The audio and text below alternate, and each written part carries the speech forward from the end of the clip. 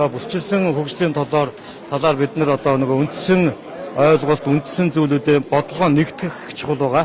Би биш. Одоо 3 аймаг хамтдаа гэж одоо ярих одоо энэ цэг дээр заавал ирэх ёстой гэдэг бид нар энэ удаагийн бүсийн зөвлөгөөнөөс сайн ойлгож байна. За засгийн газрынхан бас одоо нэлээд өргөн бүрэлдэхүүнтэй бас одоо яамдын төрийн нарийн одоо яамдын гэлцийн дарганаар одоо гол асуудал шийддэг хүмүүс бол ирсэн байна. Тэгэхээр бид нар бас аймаг орон нутгийнхаа зовлон жаргалын асуудлыг нэлээд шийдэж байна. Мөн одоо аймгийн одоо мега гэж хэлж болох одоо бүсийн мега гэж хэлж болох төслүүдээ нэг сайндаа тохирч авлаа.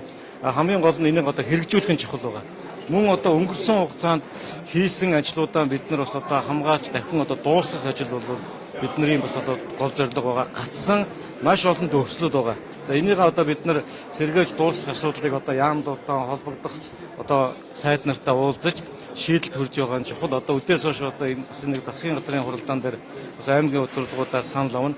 Одоо энэ бол одоо бүсийн хувьд маш ховорхон боломж, аймгийн хувьд бол маш ховорхон боломж учраас бид нар бэрхшээлтэй тулгамдж байгаа, цаашид зорж байгаа бүх зүйлүүдээ нэг засгийн газартаа тухайлж тавих юм боломж олдож байгаа учраас энийг бид нар сайн тавина. Одоо аймаг орон нутгийнхаа хийх ажлаа нэлээд сайн ярилцаж одоо аймаг орон нутг руугаа бид нар хийсэн ажилдаа энэ бүсээс гарсан саналтай шийдвэрлсэн шийдэлтэй явна гэдэгт итгэж байгаа.